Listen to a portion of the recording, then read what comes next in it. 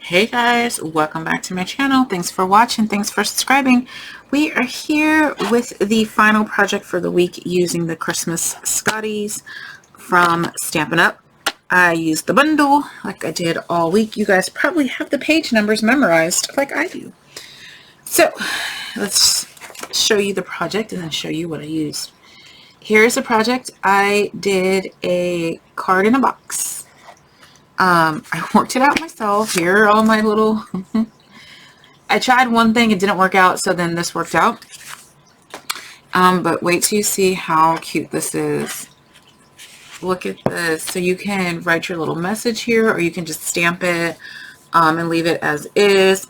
I also did put a piece of basic white in the bottom just to make it a little bit more sturdy, but also in case, you know, if you wanted to write a note before you glued it down, you can do that. We have our cookies from the grocery store, and we have a little tea bag. So a little, you know, tea and biscuits to brighten someone's day. It doesn't necessarily have to be Christmas. I just put "You are always loved. May your days be furry and bright." It doesn't necessarily have to be Christmas. That can just be, you know, well wishes. Okay, so super excited. Now, I did decorate this with some items that you can no longer get from Stampin' Up! Because I just wanted to show you how good of a product most of the Stampin' Up! Stuff is. I know, you know, there was some drama with like the magnetic plate and stuff like that, but this is why Stampin' Up! Will discontinue items or say they don't live up to their standards, because, you know, I have things that are literally 16 years old, which I'm about to show you. So again, you cannot get these anymore. I'm just showing you for quality purposes something that is 16 years old. Okay, found these in my stash the other day. They are called Smooch, Stampin' Up! Smooch, literally 16 years old. Now, I have Stampin' Up! Demonstrator friends who never heard of these because they weren't with Stampin' Up! 16 years ago. And then the ones that were there 20 plus years, they remember them. But this is what it was. It's kind of like Wink Stella in a nail polish pot. 16 years, and look, it still works. It's still fine. My brush is a little bit stiff, but other than that, been to 3 countries, lost at sea. The rest of my household good. You guys remember that drama if you've been with me. Been to 9 different houses. So yeah, 16 years old, and it's paint, and it still works just fine. So there you go. All right, so let's get into what we used for the project. You guys probably have these pages memorized, like I do by now, if you've been following all the videos all week. On page 34, we have our Christmas Scottie bundle with the stamp set and the punch. We use that. On page 27, I used the little flat jingle bell. And that's these right here. Just use one on the inside. Super fun. Actually, I'm just going to take one out so I can put this away. And I think that's all I used from this catalog.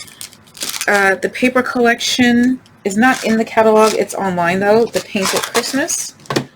And that's the Painted Christmas Designer Series paper.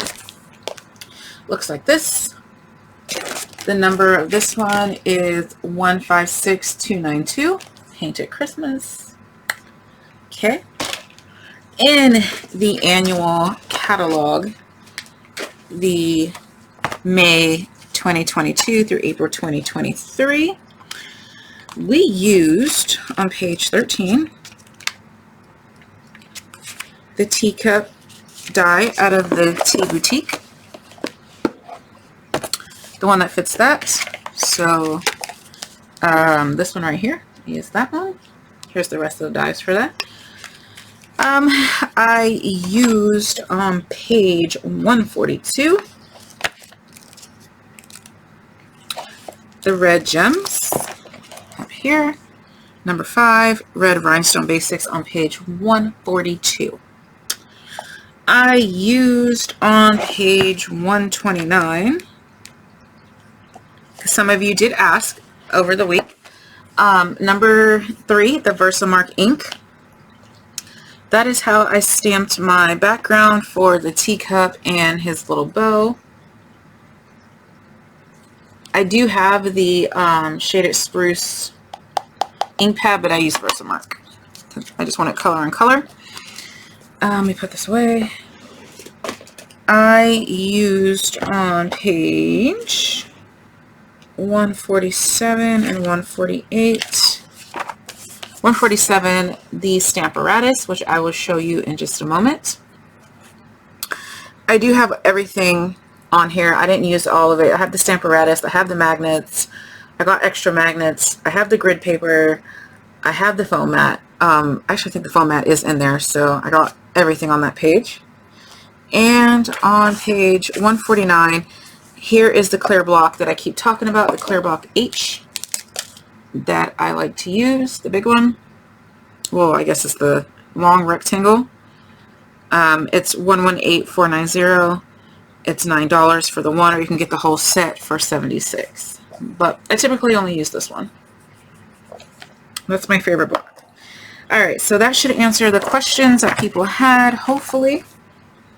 Let's go ahead and make our project. Again, I'll show it to you because we probably forgot what it looks like. Here we go. So I already prepped my cup, my teacup, and I prepped my dog. I did not stamp the dog. I just went ahead and punched him out. If you're using him on cardstock, you can use him on either side, like so. That's early espresso. The green color I use is Shaded Spruce. I already showed you the stamp pad. Oh, we are going to use that. I'm going to keep it out.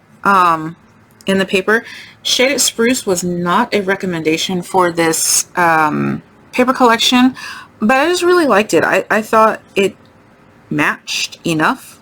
So I just go with what I like. You know, it may not be right on the color wheel, but I liked it, so I went with it, right? Of course, we use our dimensionals and glue and whatnot. Okay, let's go ahead and get started. So here's my cheat sheet. This is how I worked it out. I tried something different, and that did not work, but this did. So you need a piece of cardstock that is 4 by 10.5. Again, this is why I did such small measurements on the side, because I wanted to keep it to one sheet of 8.5 by 11 cardstock, because I feel most of us, that's all we have. That's going to be our whole box. You need 2 pieces of basic white at 4 3/8 by 2 7/8. You're going to need 1 piece of designer series paper at 4 3/8 by 2 7/8. And then you're going to need a piece of cardstock that is 7/8 by 2, and the basic white, which is 3/4 by 1 7/8. This is just so you can stamp and make all your little pieces. This will give you the 1/8 of an inch border. If you want the larger borders, then cut your paper how you want. Okay, so let's go ahead and make our box. Let me clip all of our pieces together so I don't lose them. I lost my snowflake stamp set, so I had to do something different on the inside, but anyway. All right, 4 by 10.5. Let's pull out our scoreboard. I think that'll be easier for you to see. Place the 4-inch side on the top. Hold on, I gotta adjust some stuff on my desk. There we go. And we're going to score it at 1/2 inch.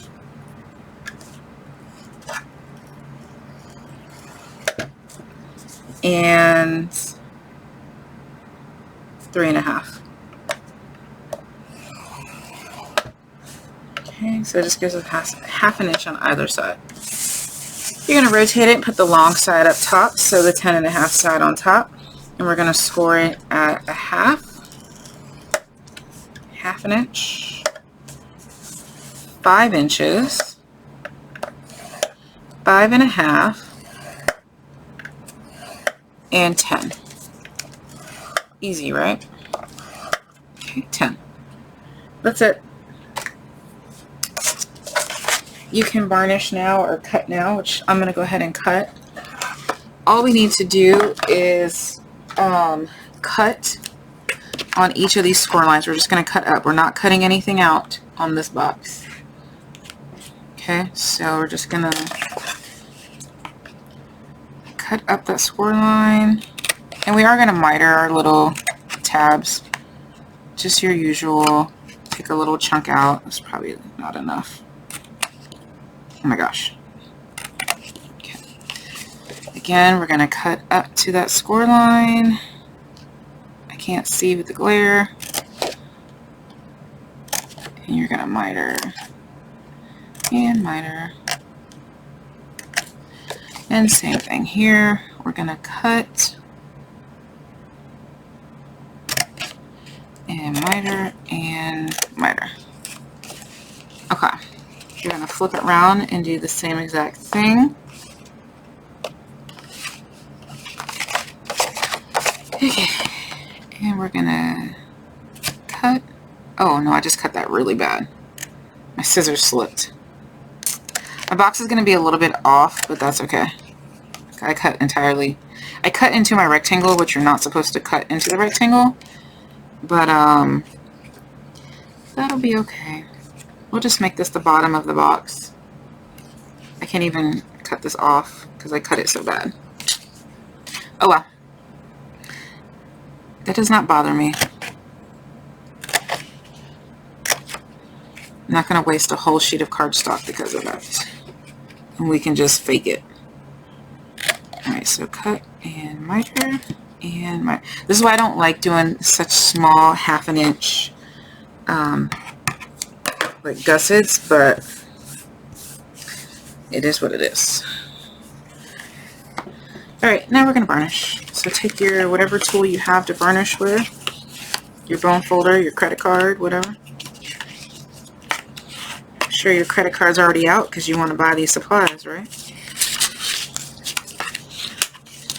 Alright.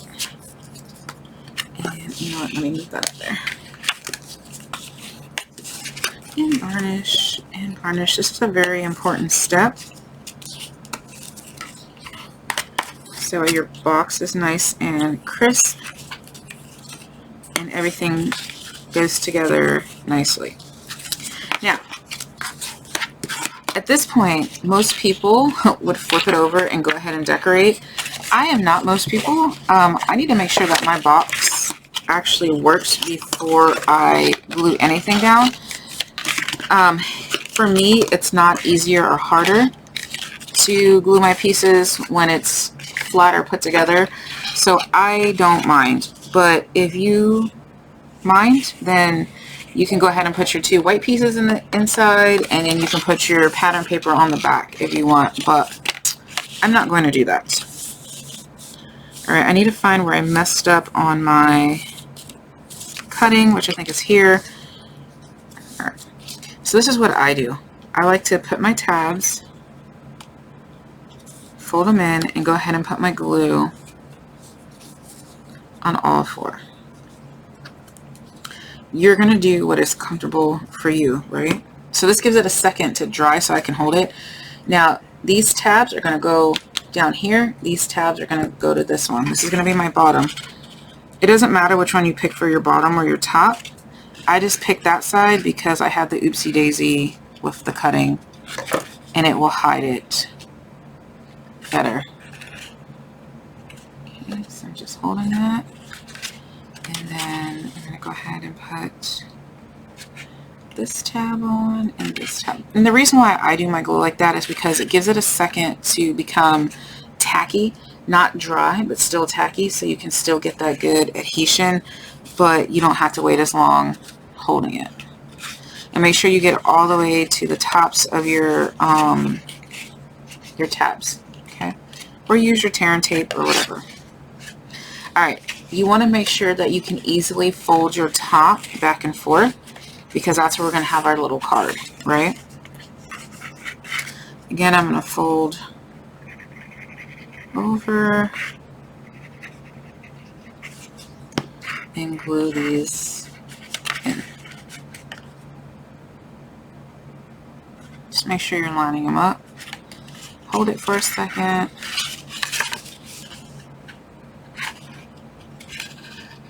And same thing with this one. Just lining it up and holding it. If you're making a ton of these, I would suggest doing your tear and tape, because you can just cut a whole bunch of little pieces and, you know, stick them in assembly line. So, and then your box is just going to tuck in like so. Okay. If you mismeasured or did something wrong and this now becomes the bottom, who cares? Like if it tucks in better this way, as long as your box closed, it does not matter, right? Okay, let's go ahead and get all of our pieces in there. I'm going to do just one white piece. Again, these are 4 3/8 by 2 7/8. So the tick mark before the 3 and the tick mark before the 4 1/2. Just so I have a little border. I'm only going to put down one side. You can decorate this side if you want. This is the bottom of the box. I didn't decorate mine. But it might be nice for you to, you know, do a little stamp or something. So when the recipient takes out the tea and the cookie, that there be a little message or something. It's up to you. All right, now let's go ahead and do our I don't know why I closed that. Let's do our inside stamping. This is where I'm going to pull in my Stamparatus, so we can go ahead and stamp all of this at the same time. All right, I'm going to put that in the box. I feel like I'm going to lose it. Okay. So I have my Stamparatus, and I already have it set up to where I wanted it to go, but obviously you can put it wherever. So I like to let my card up to the left, and this is how mine is going to look. Now when I decorated this one, I could not find my snowflakes. So you can add your snowflakes wherever you want it now, if you want. So say I wanted my snowflakes to be up here, you can go ahead and add that now as well. I don't know where I want my snowflakes, and so I'm not going to add it. I'm just going to use my H block to add snowflakes in there. But all right, so we inked it up, and straight down and straight up. Okay. If you need to ink it again, you can. I see a few little spots that are a little less inky, so let's just ink it back up.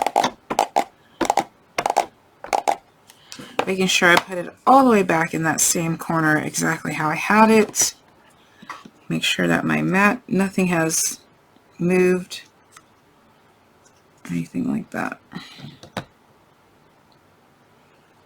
And straight down and straight up. There we go. Perfect. So on one of them, my mat shifted just slightly, and so it did not match. And that was my fault because I pulled it. All right, so you have all of that, and let's go ahead and clean this off. I'm just using a wet towel today. You can use the chamois, whatever you have. Just right this second, I have a wet towel that is very well loved. All right. Okay, so I cleaned my stamps, put them away. You're probably going to hear thunder because we are having a massive storm apparently. So yeah. Alright, so I'm going to go ahead and I'm trying to decide if I want to put snowflakes or not. I don't necessarily want them to be in shaded spruce. I think I want them to be in a light color. So you can use any color. I'm going between petal pink and I thought I had a light blue color. I have a light green.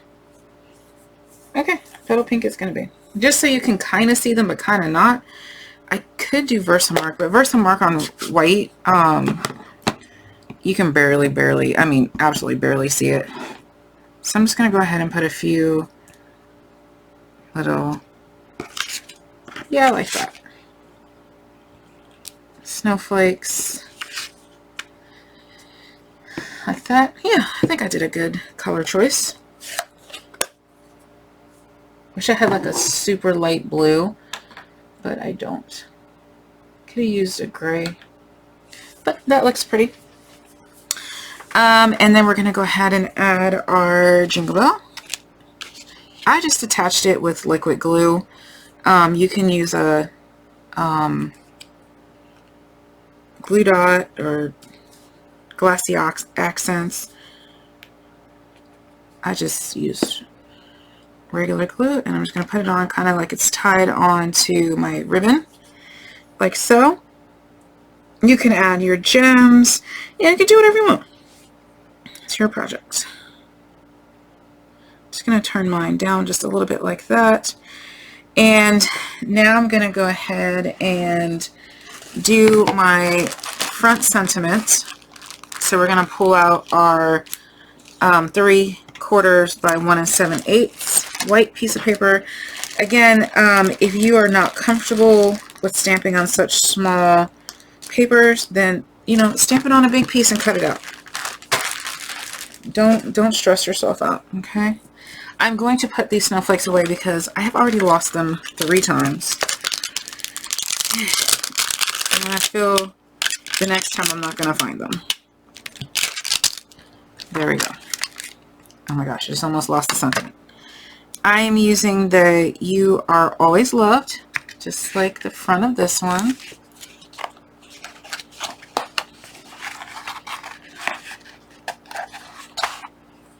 My box is hard to close because I mismeasured on one side, but like I said, I'm not going to throw the whole piece of cardstock away.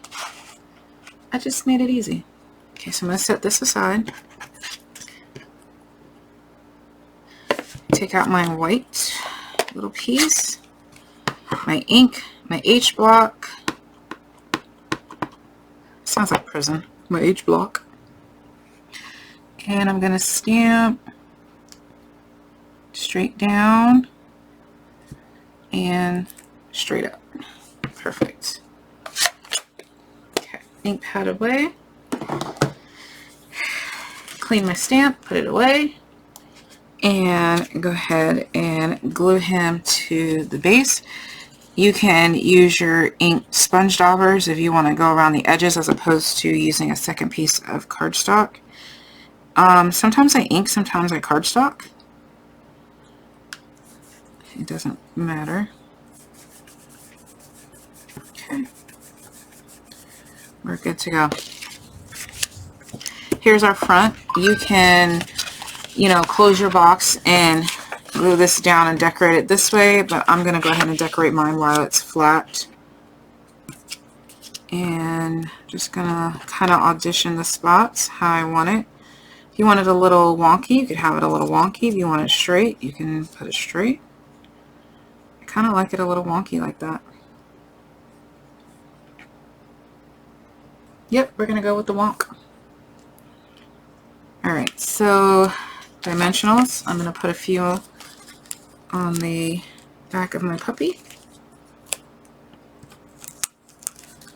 Now, I ran out of actual dimensionals, but guess what? The edges serve the same purpose. Okay.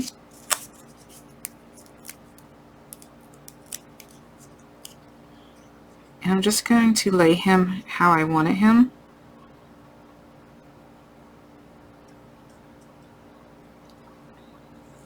Just grab that coffee cup. And I'm going to glue the coffee cup. It's probably an easier way to do this.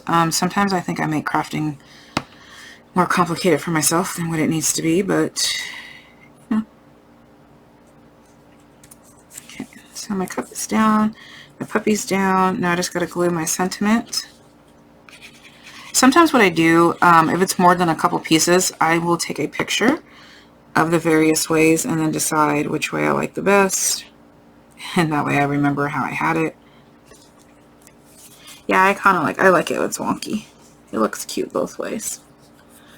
Okay, so let's go ahead and get that on top.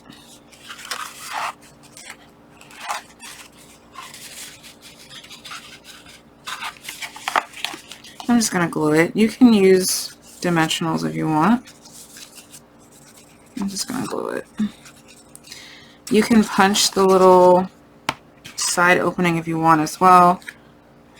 So the reason why I did not glue in the other inside is because two reasons. One, I want to let that jingle bell have a little bit of time to dry, and two, I want to put this on the direction first and make sure I have it, you know, the opening to the correct way, and that will dictate how my inside needs to go.